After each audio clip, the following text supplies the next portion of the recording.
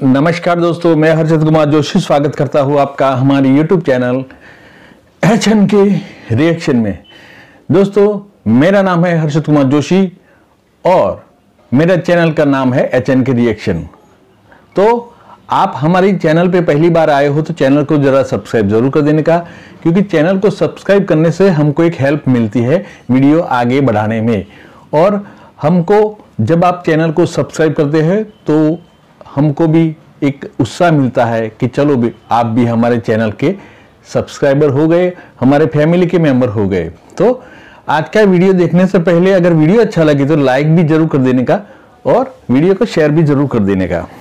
तो आज का वीडियो है जगन्नाथपुरी में जो रथ यात्रा होती है, उस रथ यात्रा के पीछे एक इतिहास तो है, लेकिन आज का वीडियो है एक दूसरा इतिहास के बारे में हम जानने के लिए, क्योंकि रथ यात्रा जो निकलती है ना, वो निकलते निकलते रास्ते में अटक जाती है, एक कहीं मुस्लिम के एक मजार पर अटक जाती है।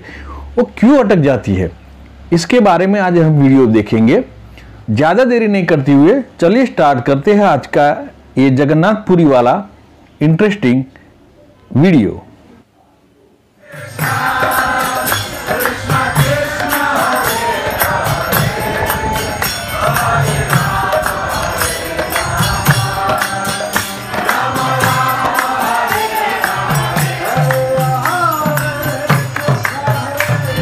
एक मुस्लिम मजार के आगे क्यों रुकता है जगन्नाथपुरी का रथ? आखिर क्यों हर साल भगवान जगन्नाथ का रथ एक मजार पर आकर रुक जाता है? आखिर किसकी है ये मजार? क्या ये भगवान जगन्नाथ का कोई भक्त है? और ये तो एक मुस्लिम मजार है। आखिर क्या है ये मिस्ट्री? जानने के लिए बने रहिए वीडियो के अंत तक। हर साल की तरह इस बार भी जगन्नाथ मंदिर से रथ यात्रा चल पड़ी थी। जय जगन्नाथ, जय बलदाऊ के जय घोष से सारा आकाश गूंज रहा था। आगे आगे पुरी के महाराज चल रहे थे और उनके ही साथ रथ की रस्सियों को थामे भक्तों का हुजूम चल रहा था। महामंदिर से लेकर गुंडीचा धाम तक तिल रखने भर की जगह नहीं थी। बलभद्र, सुभद्रा और जगन्नाथ तीनों के ही रथ श्रद्धा की डोर से बंधे अपनी ही गति से खींचते चले जा रहे थे। कोई श्रद्धालु अगर थकता भी तो जय जगन्नाथ की आवाज उसमें नई ऊर्जा भर देती और फिर वो दोगुनी ताकत से रस्सी खींचता। रथ यात्रा का यह मंजर देखकर सभी के मन में श्रद्धा फूट उठती। लेकिन ये क्या, इतनी दूर तक आराम से आते आते ये रथ रुक क्यों गया? सभी आश्चर्य में पड़ गए। अभी तक आराम से चलता हुआ ये रथ आगे ही नहीं बढ़ रहा था। भक्तों की भीड़ ने सोचा शायद वो रस्से खींचने में कमजोर पड़ गए हैं, इसीलिए उन्होंने जोर देकर फिर से रथ खींचा।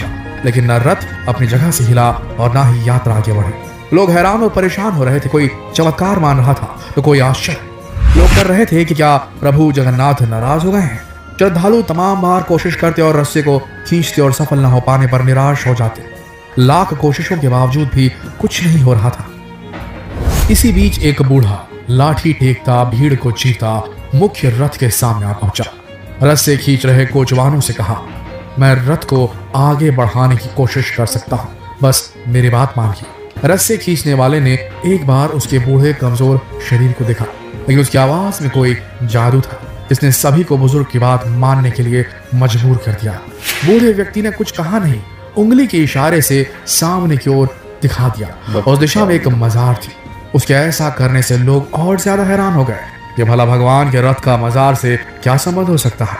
इसके बाद बूढ़े ने जो बताया उसे सुनकर तो भीड़ की आंखों में चमक दौड़ गई। एक बार जोर से जय घोष हुआ, जय जगन्नाथ, और इसे ठीक बाद आवाज आई, जय भक्त सालबेग। जी हाँ, जय भक्त सालबेग। इतना कहते ही रथ के चक्के घूमने लगे और रथ यात्रा जय जगन्नाथ जय सालबेग के जय घोष के साथ आगे बढ़ने लगी। अब आप सोच रहे होंगे कि आखिर ये सालबेग कौन है जिसके दरवाजे पर भगवान भी रुक जाते हैं? 17वीं शताब्दी की शुरुआत के दौर के मुगल सैनिक सालबेग को भगवान जगन्नाथ का सबसे बड़ा भक्त माना जाता है। सालबेग के पिता मुस्लिम थे जबकि मां ब्राह्मण थे। पिता के मुगल सेना में सूबेदार होने के कारण सालबेग भी युवा होने पर मुगल सेना में भर्ती हो गए थे।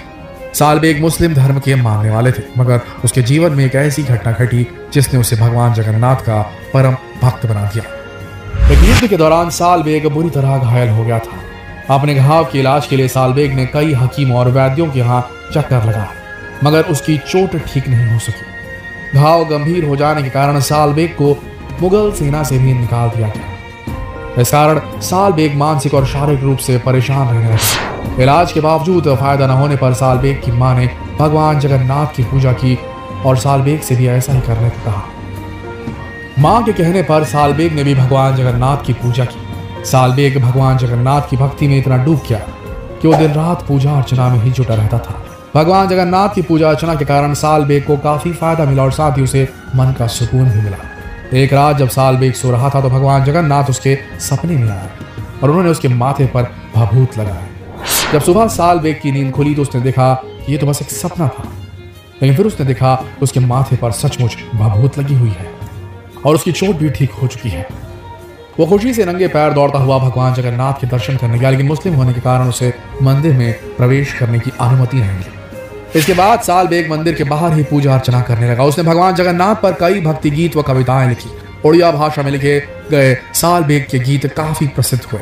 कुछ समय के पश्चात साल बेग की मृत्यु हो गई और उसका मजार वही मंदिर के पास बना दिया गया। साल बेग की मृत्यु के बाद रथ यात्रा निकाले जाने पर रथ के पहिए मजार के पास जाकर रुक गए। रथ को आगे बढ़ाने की काफी कोशिश की गई, मगर कोशिश नाकाम साबित हुई। रथ को एक पग भी आगे नहीं बढ़ाया जा सका। रथ यात्रा में शामिल सभी लोग इसे लेकर काफी परेशान हो गए। तब मौके पर मौजूद एक जानकार व्यक्ति ने साल बेग के बारे में जानकारी दी और साल बेग का जयकारा लगवाने का अनुरोध किया। साल बेग का जयकारा लगाते ही रथ अपने आप ही आगे बढ़ निकला। एक मुस्लिम भक्त के लिए भगवान का ये प्रेम देखकर ये साफ साबित होता है दोस्तों कि भगवान भक्त का धर्म नहीं देखते, बल्कि उसके मन में श्रद्धा देखते हैं। भगवान जगन्नाथ के बारे में ऐसी ही कई और कथाएं भी बताई जाती हैं।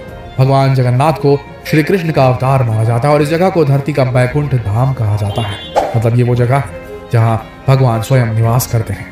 चलिए आपको भगवान जगन्नाथ की कुछ ऐसी लीलाओं के बारे में बताते हैं जिन्हें जानने के बाद आपका सर भी श्रद्धा से झुक जाएगा। जगन्नाथ मंदिर के शिखर पर स्थित झंडा हमेशा हवा की विपरीत दिशा में लहराता है।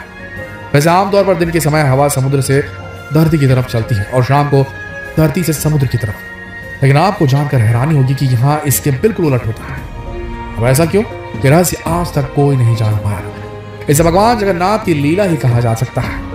जगन्नाथ मंदिर के शिखर पर एक सुदर्शन चक्र लगा है, जिसके बारे में कहा जाता है कि उसे किसी भी दिशा में खड़े होकर देखे पर ऐसा लगेगा कि चक्र का मुंह आपकी ही तरफ है। इसी तरह एक और रहस्य है, मंदिर के शिखर की छाया हमेशा गायब ही रहती है, उसे जमीन पर कभी नहीं देखा जाता।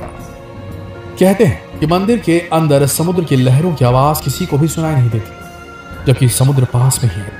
लेकिन आप जैसे ही मंदिर से एक कदम बाहर निकालेंगे वैसे ही समुद्र की लहरों की आवाज साफ साफ सुनाई देने लगती है। वाकई ये किसी आश्चर्य से कम है। आमतौर पर मंदिरों के ऊपर से पक्षी गुजरते ही हैं या कभी कभी उसके शिखर पर बैठ भी जाते हैं, लेकिन जगन्नाथ मंदिर में आपको ऐसा कुछ दिखाई नहीं देगा, क्योंकि इसके ऊपर से कोई भी पक्षी नहीं गुजरता। सिर्फ यही नहीं, मंदिर के ऊपर से हवाई जहाज भी नहीं उड़ते। कहा जाता है कि इसके ऊपर से गुजरते ही हवाई जहाज की दिशा अपने आप बदल जाती है। इसे आप भगवान के चमत्कार के अलावा और क्या कहेंगे। एक और बात जो जाननी जरूरी है वो है इस मंदिर की रसोई। दरअसल यहाँ भक्तों के लिए प्रसाद पकाने के लिए 7 बर्तन एक दूसरे के ऊपर रखे जाते हैं, लेकिन हैरानी की बात यह है कि सबसे ऊपर रखे बर्तन में ही प्रसाद सबसे पहले पकता है, फिर नीचे की तरफ एक के बाद एक बर्तन में रखा प्रसाद पकता जाता है। इसके अलावा यहाँ हर दिन बनने वाला प्रसाद भक्तों के बीच कभी कम नहीं पड़ता। चाहे 10-20 हज़ार लोग आए या लाखों लोग आए, सबको प्रसाद मिलता ही है। लेकिन जैसे ही मंदिर का द्वार बंद होता है वैसे ही प्रसाद भी खत्म हो जाता है। ऐसे ही सैकड़ों चमत्कार आप यहाँ रोज महसूस कर सकते हैं और भगवान की शक्ति को महसूस कर सकते हैं। दोस्तों, अगर आप भी भगवान जगन्नाथ के भक्त हैं तो एक बार भगवान जगन्नाथ के नाम का जयकारा लगाइए। दोस्तों, वीडियो तो इतना ही था, लेकिन ये वीडियो देखने के बाद मुझे जानकारी मिली। वैसे जगन्नाथपुरी के बारे में तो बहुत सारी कथाएं हैं, बहुत सारी इतिहास भी है और बहुत सारी कहानियां भी है, लेकिन आज की जो वीडियो में मैंने देखा तो जो जगन्नाथपुरी की जो रथ यात्रा है ना, वो निकलती तो है लेकिन वो मुस्लिम मज़ार के आगे खड़ी हो जाती है, रुक जाती है।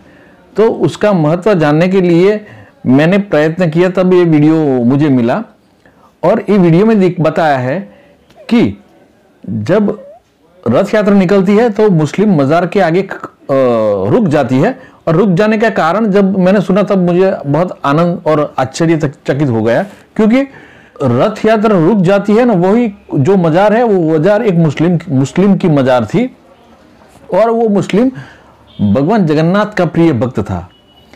इसलिए भगवान अपने भक्त को मिलने के लिए रुक जाते हैं वहां, क्योंकि भक्त मुस्लिम था, इसलिए उसको मुस्लिम होने के कारण मंदिर में अंदर उसको प्रवेश नहीं दिया गया था। इसीलिए उसने बाहर ही भगवान की आराधना की और भगवान का प्रिय भक्त हो गया। और भगवान तो समझते हैं कि ये सब इंसान मैंने बनाया है, इसमें हिंदू मुस्लिम तो नहीं है। सनातन धर्म में ऐसा कोई भेदभाव नहीं है कि भाई भगवान सबके लिए अलग अलग होगा। भगवान तो सबके लिए एक ही है, ये सनातन धर्म में सत्य है। लेकिन ये लोगों की मान्यता होती है ना, मगज में अगर कोई किसी के मगज में कुछ बैठ जाता है ना तो वो निकलता ही नहीं है।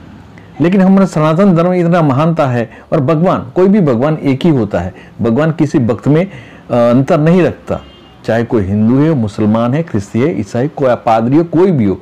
हम मनुष्य ही अपने आप को बैर रखते हैं। सच में हमारा भगवान श्री जगन्नाथपुरी का ये अद्भुत किस्सा सुनकर मुझे तो बहुत अच्छा लगा। दोस्तों, आपको ये वीडियो के बारे में क्या प्रतिभाव है जरा कमेंट करके जरूर बताना। और जय जगन्नाथ। आज के वीडियो में बस इतना ही। जय भारत, जय जगन्नाथ।